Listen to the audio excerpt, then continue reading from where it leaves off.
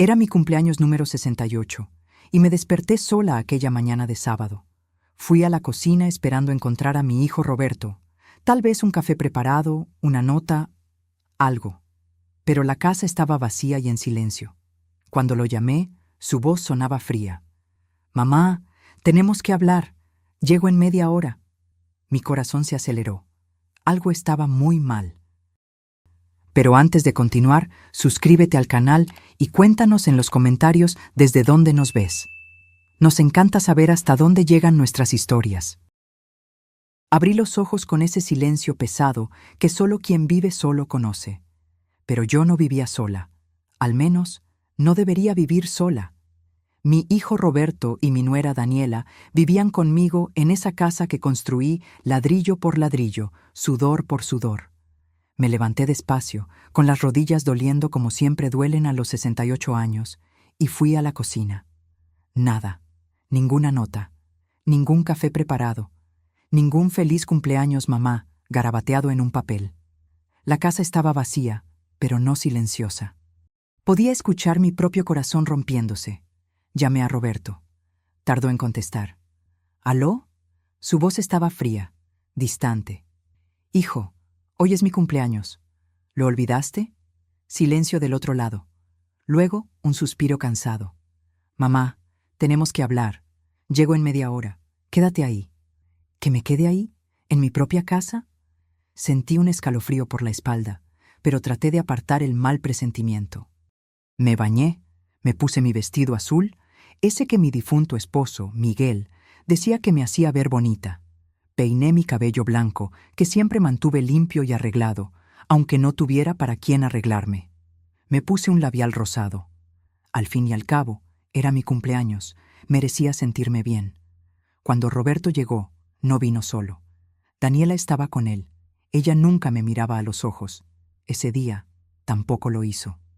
«Siéntate, mamá». Roberto señaló el sofá. Mi sofá. Aquel que compré después de 3 meses juntando dinero de las costuras. Me senté. Mis manos temblaban.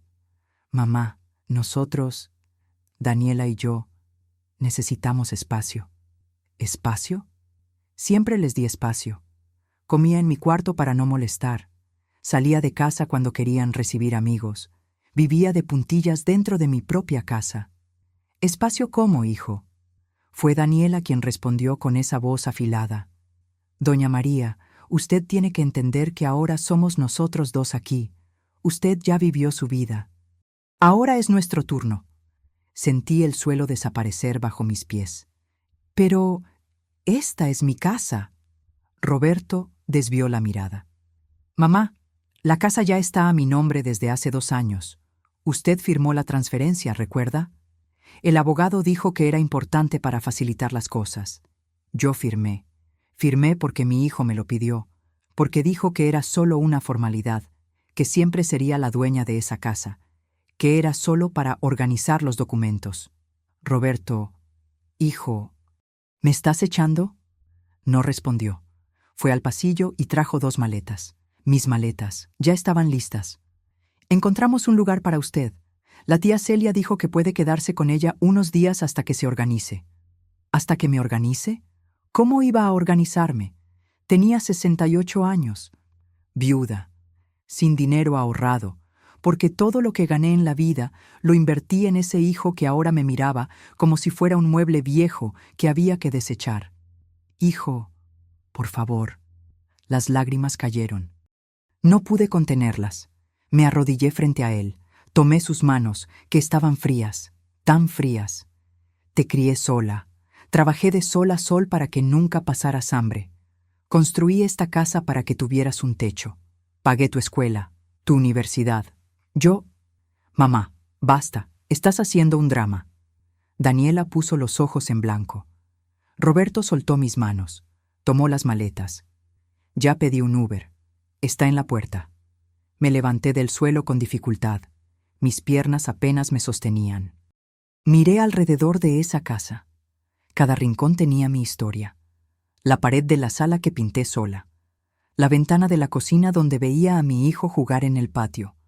El jardín que regaba todas las mañanas. «Hijo, hoy es mi cumpleaños. No respondió. Solo abrió la puerta. Tomé mis maletas y salí. No miré atrás, porque si lo hacía, me derrumbaría ahí mismo, en la acera. Entré en el coche y el conductor preguntó: ¿A dónde, señora? No lo sabía. Ya no sabía a dónde ir. Ya no sabía quién era sin esa casa, sin ese hijo. Pero para entender cómo llegué a ese infierno, necesito volver en el tiempo. Necesito contarte quién fui. ¿Quién era antes de ser desechada como basura? Me llamo María Elena Sandoval. Nací en el interior de Jalisco, México, en una familia humilde. Mi padre era albañil, mi madre, curandera y partera. Aprendí desde temprano que una mujer pobre no tenía el lujo de soñar. Teníamos que sobrevivir. Conocí a Miguel cuando tenía 19 años. Era mecánico. Un hombre trabajador, de pocas palabras, pero de un corazón enorme. Nos casamos en una ceremonia sencilla en la iglesia del pueblo. No tuvimos luna de miel. Al día siguiente, él volvió al taller y yo regresé a la máquina de coser. 2 años después, nació Roberto, mi niño, mi sol, mi todo. Miguel murió cuando Roberto tenía apenas 8 años. Un infarto fulminante. No hubo tiempo de despedirse. No hubo tiempo de nada. Enterré a mi esposo una tarde de septiembre y volví a casa con un hijo pequeño y ni un centavo ahorrado. Pude haberme rendido. Pude haber regresado a la casa de mis padres y convertido en una carga para ellos. Pero no lo hice. Tomé la máquina de coser que mi madre me regaló de boda y comencé a trabajar. Coseía por las noches, limpiaba casas durante el día, vendía tamales en la feria los fines de semana. Hacía cualquier cosa que apareciera. Roberto nunca pasó hambre, nunca durmió sin techo. Nunca fue a la escuela con ropa rota. Cuando tenía 15 años compré un terreno, pequeño, al final de la ciudad, pero era mío. Ahorré cada peso como quien junta migas de pan. Tardé 3 años. 3 años ahorrando en todo. Comía menos para guardar más. Usaba la misma ropa durante años. No compraba nada para mí. Y cuando finalmente tuve el dinero, compré ese terreno. A mi nombre, María Elena Sandoval de Herrera. Después, ladrillo a ladrillo, con ayuda de amigos y vecinos, construí esa casa. Roberto me ayudaba a cargar los baldes de cemento.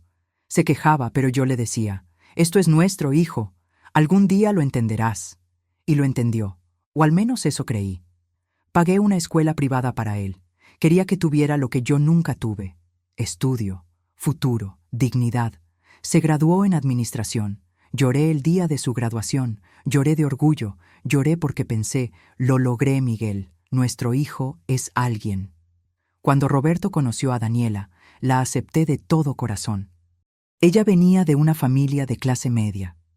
Había estudiado en buenas escuelas. Hablaba inglés. Pensé que era demasiado buena para mi hijo, pero él estaba enamorado. Y el amor de madre es aceptar la felicidad del hijo.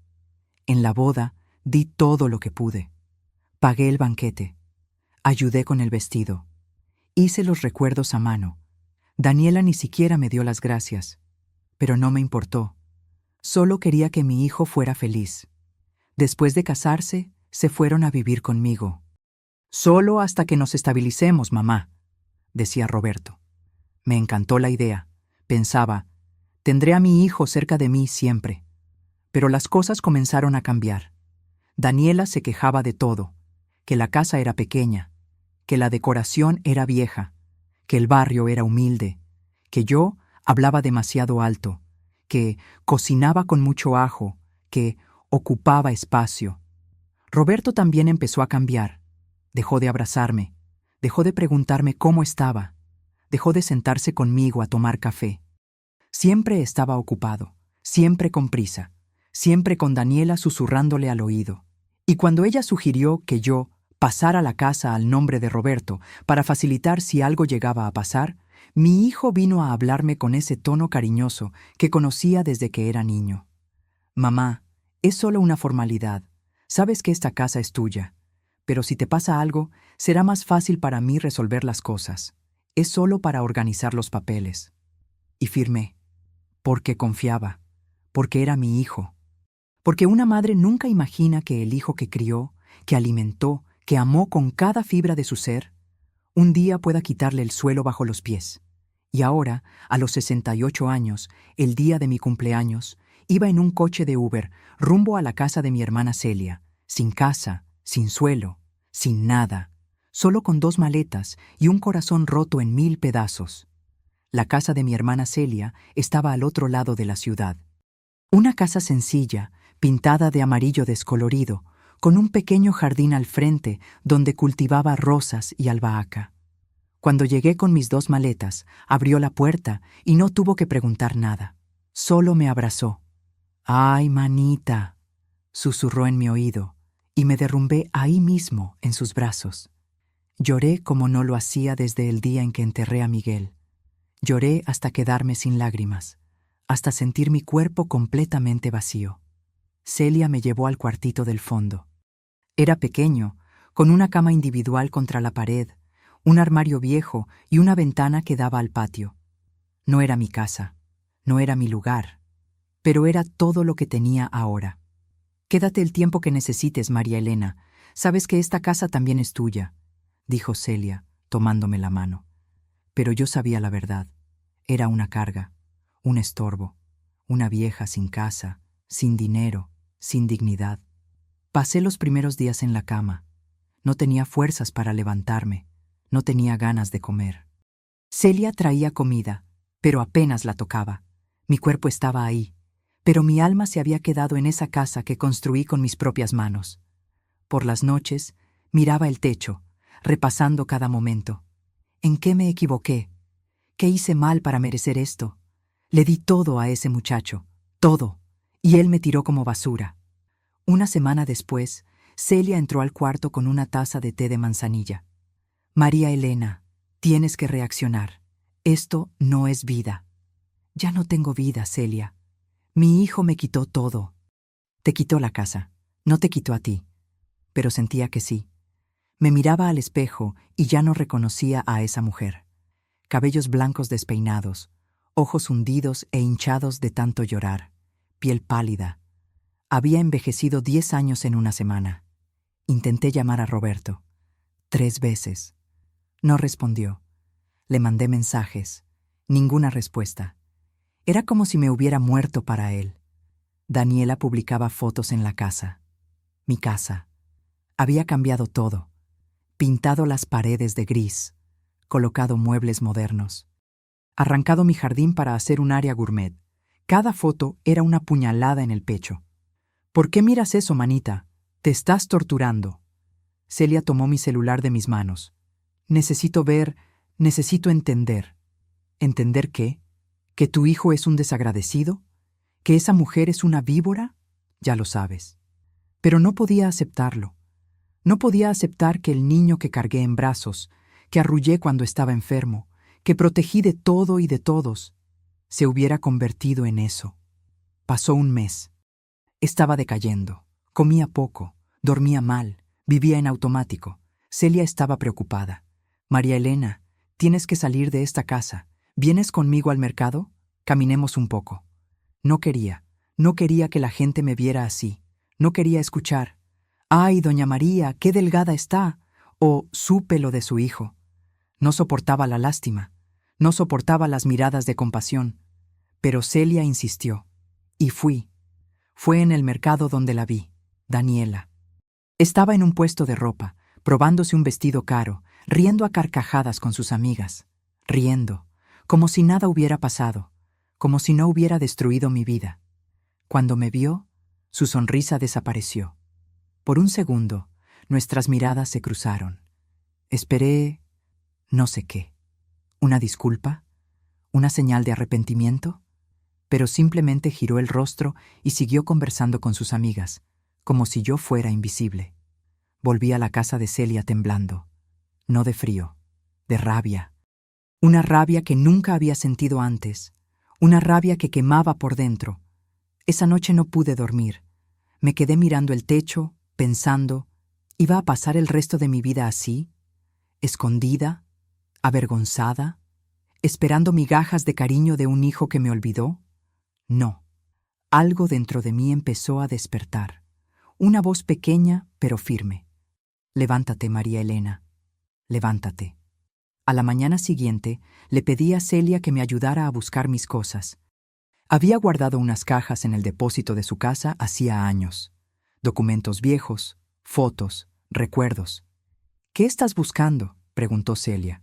No lo sé aún, pero necesito encontrarlo. Revisamos 3 cajas hasta que la encontré. Una caja de zapatos vieja, atada con un cordel. Dentro estaban los documentos de la casa, y allí estaba el recibo original de la compra del terreno, a nombre de María Elena Sandoval de Herrera, mi nombre. Mi mano tembló al sostener aquel papel amarillento por el tiempo. Celia, ese terreno es mío. Lo compré con mi dinero.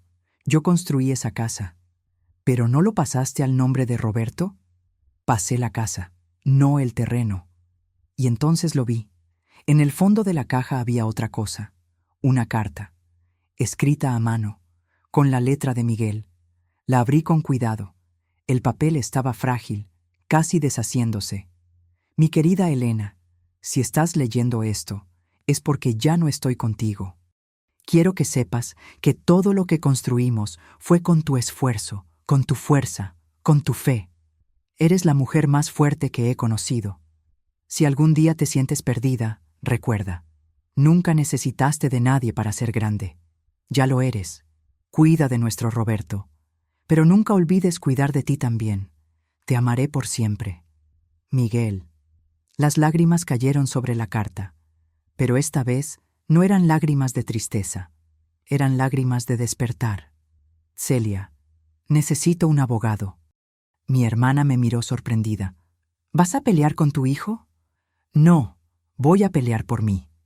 El lunes por la mañana fui a la oficina del doctor Armando Salazar. Era un abogado de la comunidad, conocido por ayudar a gente humilde.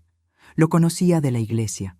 Un hombre de unos 60 años, con el cabello canoso y gafas colgando del cuello. Puse todos los documentos sobre su escritorio. Doctor Armando, mi hijo me sacó de mi casa, pero tengo esto. Tomó los papeles y comenzó a leer en silencio. Con cada página, su expresión se volvía más seria. Doña María, ¿usted firmó la transferencia de la casa bajo presión emocional? Sí, mi hijo me dijo que era solo para organizar los documentos, que nunca perdería mi casa. ¿Y tiene testigos de eso?, pensé. Mi hermana Celia estuvo presente en algunas conversaciones. La vecina, doña Socorro, escuchó cuando Roberto me convencía. Tengo. El doctor Armando se quitó las gafas y me miró a los ojos. Doña María, usted tiene un caso. La transferencia puede anularse por coacción moral. Y más, ese recibo del terreno es oro. Si el terreno está a su nombre, la construcción también debe considerarse. Mi corazón se aceleró. ¿Está diciendo que puedo recuperar mi casa? Estoy diciendo que tiene derecho a luchar. No será fácil, va a doler. Pero la justicia existe para eso. Salí de esa oficina con algo que no sentía desde hacía meses: esperanza. No era venganza lo que quería. Era justicia, era dignidad. Era mirarme al espejo y reconocer a la mujer que siempre fui. Una guerrera. La demanda fue presentada un martes lluvioso de octubre. El doctor Armando me explicó que el proceso podía tardar meses, tal vez un año. Pero no me importaba. Por primera vez en mucho tiempo, tenía un propósito. Tenía una lucha. Doña María, prepárese. Su hijo recibirá la notificación en unos días. Probablemente intentará comunicarse con usted. Lo sabía. Y tenía miedo. Miedo de flaquear. Miedo de escuchar su voz y derrumbarme de nuevo. Pero algo había cambiado dentro de mí. Ya no era aquella mujer destrozada que lloraba en la cama todo el día. Me estaba reconstruyendo, ladrillo a ladrillo, igual que hice con aquella casa. Volví a la casa de Celia y por primera vez en semanas me di un baño largo. Lavé mi cabello con calma, me arreglé, me puse un vestido limpio, me pinté los labios. «Mira quién volvió». Celia sonrió al verme en la sala. «No volví, manita. Estoy renaciendo». Esa misma semana volví a trabajar. Saqué mi vieja máquina de coser que estaba guardada en el depósito de Celia y monté un pequeño espacio en el cuartito del fondo. Empecé despacio, arreglando ropa de los vecinos, ajustando bastillas de pantalones, cosiendo botones. Cada peso que ganaba era un paso hacia mi independencia. Doña Socorro, mi antigua vecina, me encargó un vestido para la boda de su nieta. Luego vino doña Lupita pidiéndome toallas bordadas. Después, la hija del panadero quería un vestido de fiesta. Poco a poco, los pedidos fueron aumentando. Y con ellos, también mi confianza. Fue un jueves, 2 semanas después de presentar la demanda, cuando sonó mi teléfono. Era Roberto. Mi mano tembló al ver su nombre en la pantalla. Celia estaba a mi lado. «No tienes que contestar si no quieres», me dijo, pero necesitaba hacerlo. Necesitaba oír lo que tenía que decir. Contesté. «Mamá». Su voz estaba tensa, llena de rabia. «Roberto, ¿qué hiciste? ¿Metiste una demanda contra mí? ¿Contra tu propio hijo?» Respiré hondo. «Metí una demanda para recuperar lo que es mío por derecho. Esa casa es mía. Tú firmaste la transferencia». «Firmé porque me mentiste. Dijiste que era solo una formalidad». «Estás loca. ¿Estás oyendo a esa loca de Celia? Ella siempre te puso en mi contra». «No metas a tu tía en esto, Roberto. Esta decisión es mía». Escuché a Daniela al fondo gritar. «¡Cuelga! ¡No hables con ella! ¡No lo merece!» Roberto respiró hondo. «Mamá, ¿tienes idea del ridículo que estás haciendo? ¿Demandando a tu propio hijo? ¿Qué va a pensar la gente?» «Ya no me importa lo que piense la gente. Me importa lo que pienso de mí misma.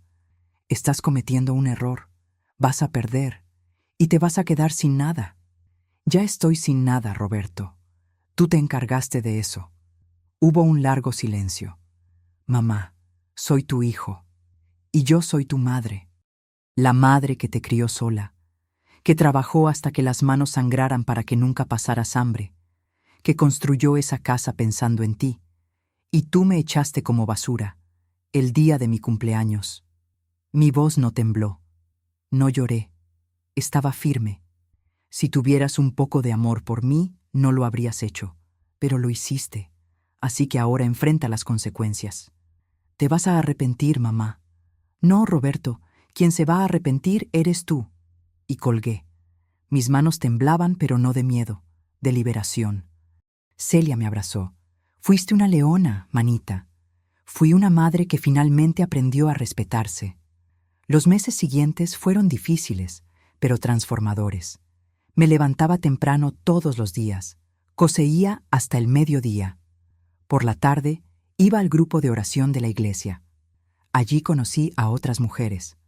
Mujeres como yo. Mujeres que habían sido abandonadas, traicionadas, olvidadas. Doña Consuelo, de 72 años, había sido echada de su casa por sus hijos después de que su esposo muriera. Doña Remedios, de 65, descubrió que su marido tenía otra familia. Doña Estela, de 70, fue internada por sus hijos en un asilo para quedarse con su casa. Cada historia era una puñalada, pero también un espejo. No estaba sola, éramos muchas, y juntas éramos fuertes. Fue doña Consuelo quien sugirió: «¿Por qué no hacemos algo juntas? Sabemos coser, bordar, cocinar, podemos vender en el mercado». La idea creció. Empezamos pequeño. Un grupo de 5 mujeres, cada una aportando lo que sabía hacer. Yo cosía ropa y arreglaba prendas.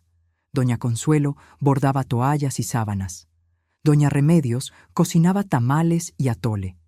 Doña Estela hacía jabones artesanales. Y doña Lupita, la más joven con sus 58 años, hacía arreglos florales. Montamos un pequeño puesto en el mercado todos los sábados. Al principio vendíamos poco, pero con el tiempo la gente empezó a conocer nuestro trabajo, la calidad, el cariño que poníamos en cada pieza. Y lo mejor de todo, reíamos, conversábamos, nos apoyábamos unas a otras. Esas mujeres se convirtieron en mi familia, mi verdadera familia. 3 meses después de presentar la demanda, el doctor Armando me llamó. «Doña María, tenemos una audiencia programada, en 2 semanas». Mi corazón se aceleró. ¿Voy a tener que ver a mi hijo?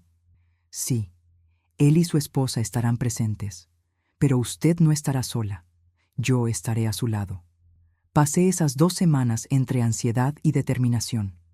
Ensayé 1000 veces lo que iba a decir. 1000 veces imaginé el rostro de Roberto. ¿Estaría arrepentido? ¿Me miraría a los ojos? El día de la audiencia me puse mi mejor vestido, un vestido azul marino que yo misma había cosido. Me recogí el cabello en un moño. Me pinté los labios de rojo.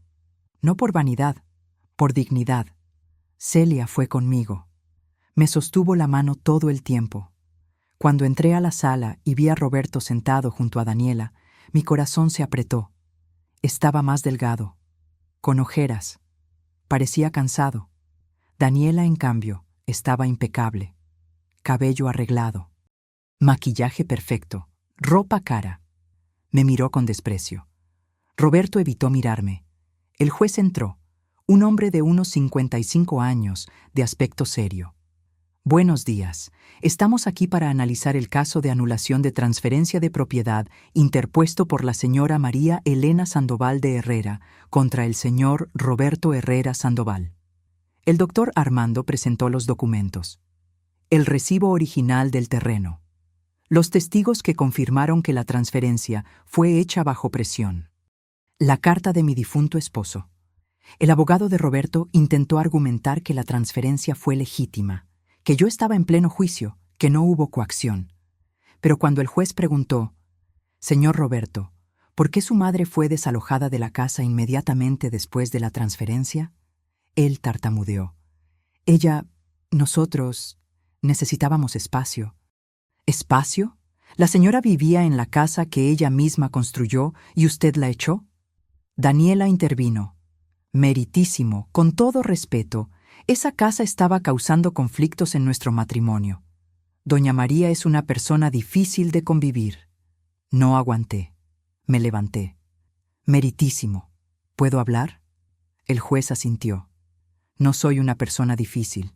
Soy una madre que dio todo por su hijo. Trabajé de sol a sol para construir esa casa. Y cuando mi hijo me pidió que firmara la transferencia, firmé porque confiaba en él. Porque una madre confía en su hijo. Pero él me engañó. Me sacó de mi casa el día de mi cumpleaños número 68. Sin compasión, sin remordimiento. Solo quiero de vuelta lo que es mío por derecho. Mi voz no tembló, no lloré. Estaba firme, digna. El juez miró a Roberto. ¿Tiene algo que decir, señor? Roberto bajó la cabeza. No, meritísimo. La sentencia llegó 3 semanas después. Estaba en la casa de Celia, cosiendo un vestido para la hija de doña Socorro, cuando sonó mi teléfono. Era el doctor Armando. «Doña María, ganamos». Mi corazón se detuvo un segundo. «¿Cómo dice, doctor?» El juez anuló la transferencia. La casa vuelve a su nombre. Además, determinó que su hijo tiene 30 días para desocupar el inmueble y devolver las llaves. Solté la aguja. Mi mano tembló tanto que casi se me cae el teléfono. «Doctor, no lo puedo creer». «Créalo, doña María, se hizo justicia». Recuperó lo que es suyo. Colgué y me desplomé en el suelo, pero esta vez no de tristeza, de alivio, de gratitud, de victoria. Celia corrió hacia mí. «¿Qué pasó? ¿Qué ocurrió?» «Gané, Celia, gané». Lloramos abrazadas, lloramos de alegría, lloramos porque a veces la justicia tarda, pero llega. La noticia se esparció rápido. Las mujeres del grupo de oración vinieron a visitarme. Doña Consuelo trajo flores, doña Remedios trajo tamales. Doña Estela llevó un jabón hecho por ella, perfumado con lavanda. «Eres nuestra inspiración, María Elena», dijo doña Consuelo emocionada. «Si tú pudiste, nosotras también podemos», añadió doña Estela. En ese momento, comprendí que mi lucha no había sido solo por mí. Había sido por todas nosotras, por todas las mujeres que alguna vez fueron descartadas, olvidadas, humilladas, y que necesitaban ver que aún había esperanza. Pero sabía que lo más difícil aún estaba por venir, volver a esa casa. El día en que Roberto debía entregar las llaves, fui al registro acompañada del doctor Armando y de Celia. Roberto estaba allí. Solo. Estaba diferente, más delgado aún, barba sin afeitar, ropa arrugada, ojeras profundas. Parecía haber envejecido 10 años. Cuando me vio, desvió la mirada. El oficial pidió las llaves. Roberto las colocó sobre la mesa con las manos temblando. ¿La casa está desocupada?, preguntó el oficial. Sí. Tomé las llaves. Eran las mismas que había usado durante años. Sentí el metal frío en mi palma y un escalofrío recorrió mi cuerpo. Roberto se levantó para irse, pero se detuvo en la puerta. Se volvió hacia mí. Mamá. Lo miré en silencio. Solo quería decir que... No logró terminar la frase. Bajó la cabeza y salió. Celia me tomó de la mano. ¿Estás bien? Sí, mejor que en mucho tiempo. Cuando regresé a la casa, sentí un nudo en el pecho al ver la puerta. La misma puerta que crucé por última vez cargando 2 maletas y un corazón roto. La abrí despacio. La casa estaba vacía. Completamente vacía. Se habían llevado todo. Los muebles, las cortinas, incluso los cuadros de las paredes. Caminé por los cuartos vacíos. Mis pasos resonaban. La sala donde mi hijo dio sus primeros pasos. La cocina donde preparé 1000 cenas. El patio donde planté rosas y tomillo. Todo era diferente. Las paredes pintadas de gris. El jardín arrancado. La casa que conocía ya no existía. Pero el suelo seguía siendo el mismo. El suelo que ayudé a poner. Las paredes que ayudé a levantar. La estructura que construí con mis propias manos seguía allí. Y yo también seguía aquí. Me senté en el piso de la sala vacía y miré alrededor. Por un momento pensé en rendirme, en venderlo todo y nunca volver. Pero recordé las palabras de Miguel en la carta. Nunca necesitaste de nadie para ser grande. Ya lo eres. Me levanté, limpié mis lágrimas y empecé a planear. En los días siguientes, con la ayuda de Celia y las mujeres del grupo, empecé a amueblar la casa de nuevo. No tenía dinero para comprar muebles nuevos, así que compré piezas usadas en el mercado. Un sofá viejo pero cómodo. Una mesa de madera que yo misma lijé y pinté. Sillas que tapicé con telas que me sobraban de las costuras. Replanté el jardín. Rosas, albahaca, menta, tomillo. Las mismas plantas que tenía antes. Pinté las paredes de blanco.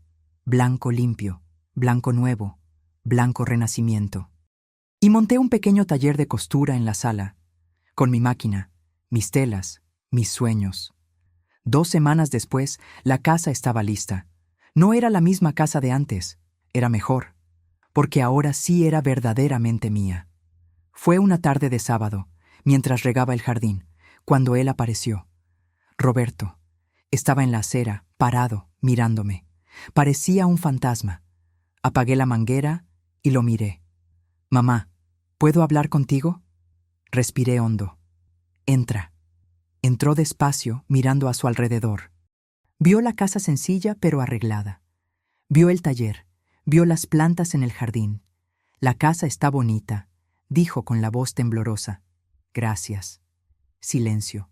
«Mamá, vine a pedirte perdón». Crucé los brazos. ¿Perdón por qué, exactamente? ¿Por echarme de mi casa? ¿Por engañarme? ¿Por humillarme el día de mi cumpleaños? Bajó la cabeza. Por todo. Fui un idiota. Dejé que Daniela me manipulara. Dejé que el orgullo me cegara. Yo... Dejaste de ser mi hijo. Levantó la mirada, con lágrimas corriéndole por la cara. Lo sé, y no espero que me perdones. Solo quería que supieras que me arrepiento. Todos los días. Daniela me dejó, ¿sabías? Me dejó cuando descubrió que la casa ya no era nuestra. Solo quería lo que yo podía darle, y cuando lo perdí todo, se fue. No sentí pena. Sentí solo vacío. Roberto, no perdiste todo por culpa de Daniela. Lo perdiste por tus decisiones. Escogiste tratarme como basura. Escogiste echarme de casa. Escogiste ignorar todo lo que hice por ti. Lo sé, mamá. Lo sé. Cayó de rodillas frente a mí. Por favor, perdóname. Por favor, déjame volver a ser tu hijo. Miré a ese hombre de rodillas, el mismo niño que llevé en brazos, el mismo que alimenté cuando estaba enfermo, el mismo que protegí de todo, pero ya no era ese niño. Roberto, te perdono, no porque lo merezcas, sino porque yo merezco tener paz. Pero perdonar no significa olvidar, ni que las cosas volverán a ser como antes. Acepto lo que sea, mamá, lo que sea, solo no me abandones. No te estoy abandonando, hijo, me estoy eligiendo, por primera vez en mi vida me estoy eligiendo. Lo ayudé a levantarse. Puedes visitarme, pero no vas a vivir aquí. Necesitas aprender a caminar solo, como yo lo hice, como siempre lo hice. Asintió, aún llorando. Voy a ganarme tu confianza, mamá, te lo prometo. No me lo prometas, Roberto, demuéstralo. Salió, y cerré la puerta. Me senté en el sofá y respiré hondo. Perdonar no significaba retroceder. Perdonar significaba soltar el peso y seguir adelante. 6 meses pasaron desde aquel día. La vida tomó un rumbo que nunca imaginé, un rumbo mejor. El taller de costura creció. Los pedidos aumentaron tanto que ya no podía con todo sola.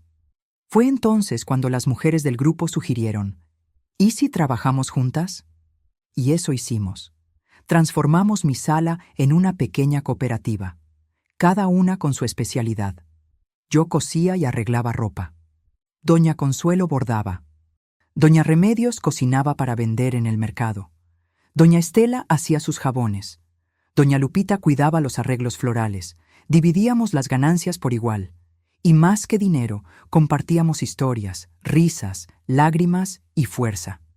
Llamamos a nuestro pequeño negocio Mujeres de Oro, porque eso éramos.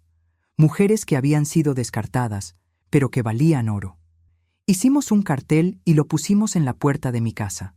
La gente empezó a conocernos. Venían de lejos a comprar nuestros productos. No solo por la calidad, sino por la historia detrás de cada pieza. Cada vestido cosido era una victoria. Cada toalla bordada, un renacer. Cada jabón, un acto de amor propio. Roberto cumplió su palabra. Empezó a visitarme una vez por semana. Al principio, las conversaciones eran tensas, llenas de silencios incómodos, pero poco a poco fuimos reconstruyendo algo. No la relación de antes, sino algo nuevo. Algo basado en el respeto, no en las deudas emocionales. Me contaba sobre su vida, sobre cómo estaba empezando de nuevo. Había alquilado un pequeño departamento. Trabajaba como gerente en una tienda. No ganaba mucho, pero estaba aprendiendo a vivir con sus propios medios. Nunca había pagado una cuenta en mi vida, mamá, me confesó un domingo. No sabía lo difícil que era. Tú hacías que todo pareciera tan fácil. No era fácil, Roberto, pero era necesario, y lo hacía porque te amaba. No lo valoré. Lo sé ahora. Lo miré. Vi a un hombre distinto, más humilde, más consciente. Aún le faltaba camino, pero al menos estaba caminando. Roberto, no quiero que vivas culpándote para siempre. Quiero que aprendas, que seas un hombre mejor, no por mí, por ti. Me tomó la mano. Lo seré, mamá. Te lo prometo. Esta vez le creí. En mi cumpleaños número 70, me desperté con olor a café fresco. Abrí los ojos, confundida. Fui a la cocina y allí estaban ellas. Celia, doña Consuelo, doña Remedios, doña Estela y doña Lupita, todas con enormes sonrisas. ¡Feliz cumpleaños, María Elena!, gritaron al unísono. La mesa estaba llena. Tamales, atole, pan dulce, café, flores. Incluso había un pastel con velas. ¿Cómo entraron?, pregunté riendo. Tu hermana tiene llave, ¿recuerdas? Celia guiñó un ojo. Nos sentamos todas alrededor de la mesa. Conversamos, reímos. Recordamos todo lo que habíamos pasado. Cuánto dolor, cuánta lucha, cuánta victoria. Sabes que cambiaste nuestras vidas, ¿verdad?, dijo doña Consuelo emocionada. Cuando tuviste el valor de luchar, nos diste valor a todas. No hice nada extraordinario, respondí. Sí lo hiciste. Nos mostraste que nunca somos demasiado viejas para empezar de nuevo, que nunca somos demasiado débiles para luchar, que nunca estamos demasiado solas para ser felices. Las lágrimas me corrieron, pero eran lágrimas buenas. Entonces sonó el timbre. Celia fue a abrir. Volvió con Roberto. Traía un ramo de rosas blancas, mis favoritas, y una caja envuelta. «Feliz cumpleaños, mamá». Tomé las flores y aspiré su aroma. Miguel solía regalarme rosas blancas cada cumpleaños. «Gracias, hijo». Me entregó la caja. La abrí con cuidado. Dentro había un portarretratos de plata, y dentro del portarretratos una foto antigua. Yo, Miguel y Roberto. Roberto tendría unos 5 años. Estábamos frente a la casa, aún en construcción. Yo estaba sucia de cemento, pero sonriendo. Miguel me abrazaba. Roberto sostenía un ladrillo, orgulloso. Encontré esta foto entre mis cosas, y me di cuenta que todo lo que soy se lo debo a ti y a papá. Esa casa no es solo una casa. Es la prueba de que el amor construye, y yo destruí eso. Pero quiero pasar el resto de mi vida reconstruyendo, si me dejas. Miré la foto. A esa mujer joven, llena de sueños y fuerza. A ese hombre que me amó hasta su último suspiro. A ese niño que fue toda mi razón de vivir. Roberto, siempre serás mi hijo. Pero ahora yo también soy mi prioridad. Aprendí que amar a los demás no significa dejar de amarme a mí, y que ser madre no significa ser alfombra. Lo entiendo, mamá, y lo respeto. Me abrazó, y esta vez fue un abrazo verdadero, sin máscaras, sin mentiras, solo un hijo pidiendo perdón y una madre decidiendo dar una nueva oportunidad. Hoy, a mis 72 años, me levanto temprano todos los días, riego mi jardín, tomo mi café mirando salir el sol, coso en mi taller, rodeada de mis amigas. Recibo a mi hijo para almorzar los domingos. ¿Vendí la casa? No. Esta casa es mía, es mi historia, es mi victoria. ¿Volví a ser la misma de antes? No. Soy mejor, porque ahora sé lo que valgo. ¿Perdoné a mi hijo? Sí. Pero perdonar no significa olvidar. Significa seguir adelante sin el peso del rencor. ¿Soy feliz? Sí. Pero no porque alguien me haga feliz. Soy feliz porque elegí hacerme feliz.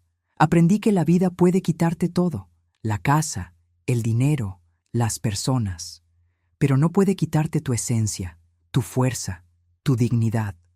Aprendí que no existe edad para empezar de nuevo, que a los 68, a los 70, a los 80 años, todavía se puede renacer, todavía se puede luchar, todavía se puede vencer. Aprendí que la familia no es solo la sangre, es quien se queda, quien te levanta cuando caes, quien te ve cuando te sientes invisible. Aprendí que la justicia tarda, pero llega, y que, a veces, la mayor venganza no es destruir a quien te hirió, sino reconstruirte. Aprendí que ser madre es amar, pero amar no significa anularse. No significa aceptar migajas, no significa permitir abusos. Aprendí que el amor propio no es egoísmo, es supervivencia. Hoy, cuando me miro al espejo, veo a una mujer de 72 años, cabellos blancos, arrugas en el rostro, manos marcadas por el tiempo y el trabajo. Pero también veo a una guerrera, una sobreviviente, una mujer que cayó al fondo del pozo y de allí sacó fuerzas para renacer. Ya no soy aquella María Elena que lloraba en la cama esperando que su hijo regresara. Soy la María Elena que aprendió a caminar sola, que aprendió a amarse, que aprendió que el mayor amor de tu vida debe ser tú misma. Y si hay algo que quiero decirle a cada mujer que está viendo esto, a cada mujer que alguna vez se sintió desechada, olvidada, humillada, es: eres más fuerte de lo que imaginas, eres más valiosa de lo que te hicieron creer. Y nunca, nunca es demasiado tarde para empezar de nuevo. Porque no necesitas de nadie para ser grande, ya lo eres. Ahora, si te gustó esta historia, haz clic en el próximo video que aparece en pantalla, porque en él hay una historia de traición y giro como nunca antes habías visto.